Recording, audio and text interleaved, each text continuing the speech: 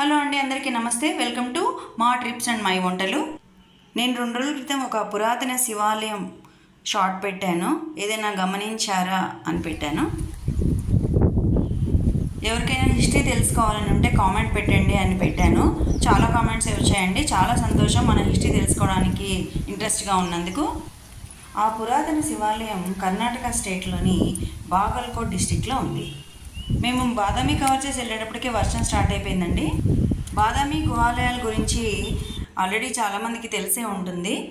ఆ బాదామి గుహాలయాలకి 20 కిలోమీటర్ల దూరంలో ఉన్నవే ఈ పట్టడికల్ ఆలయ సముదాయాలు. బాదామి కేవ్ టెంపుల్స్కి అతి సమీపంలో ఉన్న ఈ పట్టడికల్ ఆలయ సముదాయాలు వరల్డ్ హెరిటేజ్ సైట్లో ఒకటిగా గుర్తించారు.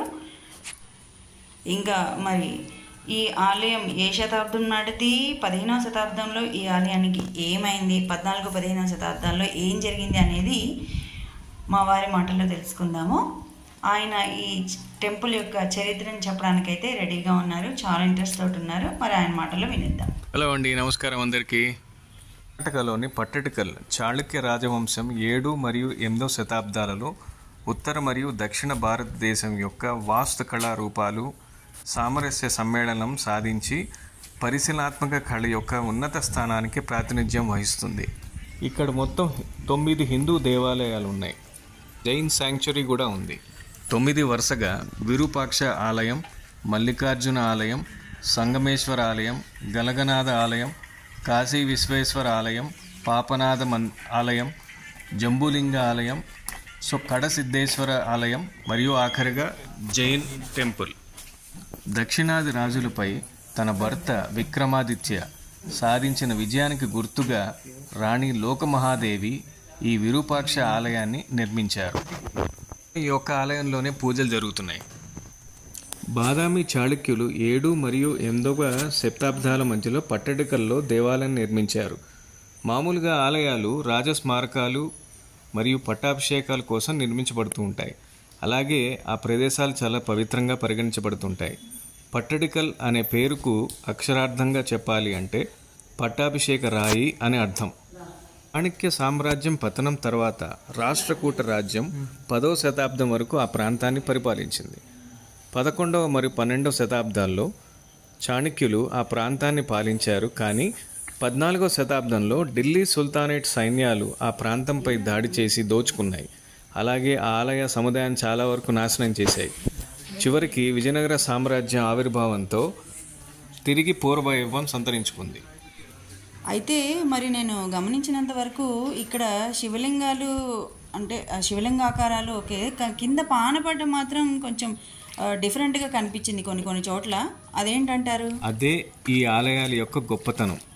పట్టడికల్లో ఉన్న అన్ని దేవాలయాలు కూడా చాణక్యుల యొక్క పరిపాలనలో వారి యొక్క శిల్పకళ ఎంత గొప్పగా ఉండేది అంటే ఉత్తర మరియు దక్షిణ భారతదేశం యొక్క నిర్మాణ రూపాలతో చాలా అద్భుతంగా తీర్చిదిద్దారు.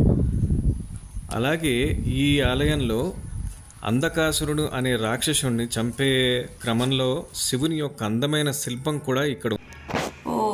ఈ గలగనాథ ఆలయం కూడా చూసారా? ఇక్కడ నుంచి ఫోటో తీయించుకున్నాము. దీని గోపురం చాలా వెరైటీగా ఉంది. పైన గోపురం కొన్ని ఆలయ గోపురాలు ఫ్లాట్గాను, కొన్ని గోపురాల మీద కలసం, కొన్ని ఏమో విసిరికాయలాగా అలా ఉన్నాయి కదా. నేను షార్ట్లో పెట్టింది అయితే సంగమేశ్వర ఆలయం. దీని గురించి అయితే నాకు తెలుసు. దీన్ని రాజా విక్రమాదిత్య నిర్మించారు. ఇంకా నేను గమనించింది ఏంటంటే సంగమేశ్వర ఆలయంలో స్తంభాల మీద శిల్పాలు ఏం లేవు.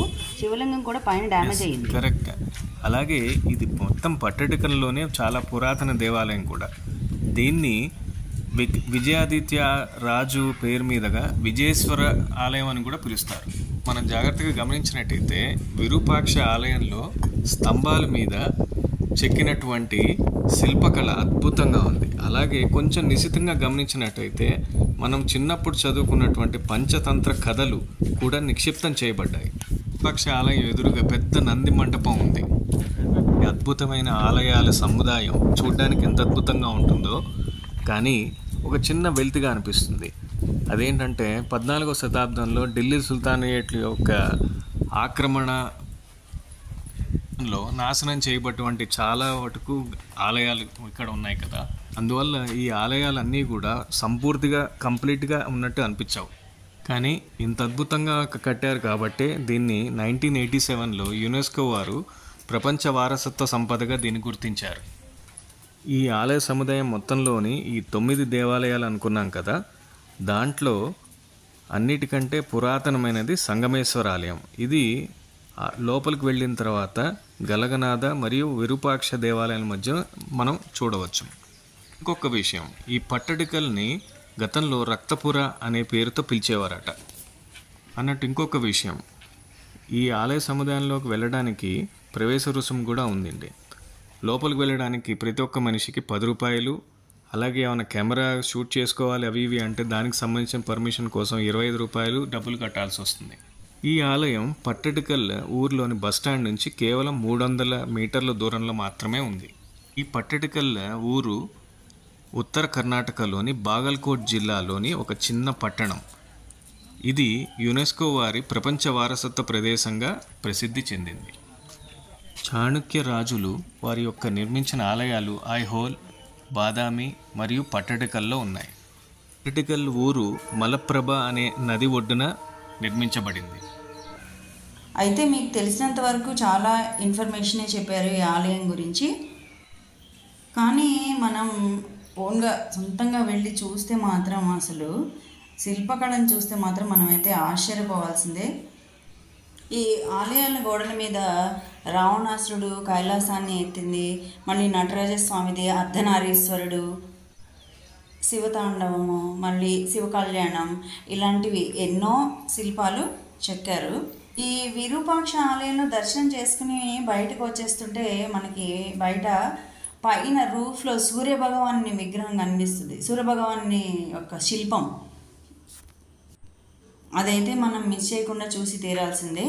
ఇప్పుడు ఈ వీడియోలో మీరు చూసేయండి.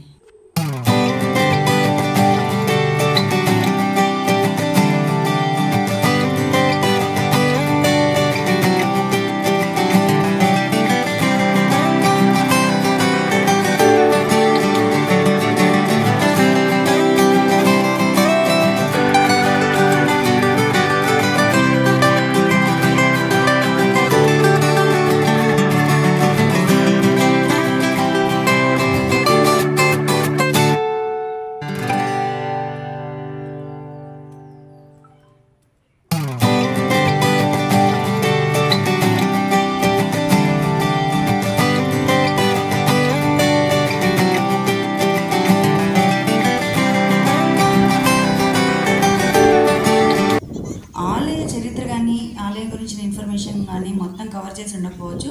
తెలిసినంత వరకు అయితే చెప్పడం జరిగింది.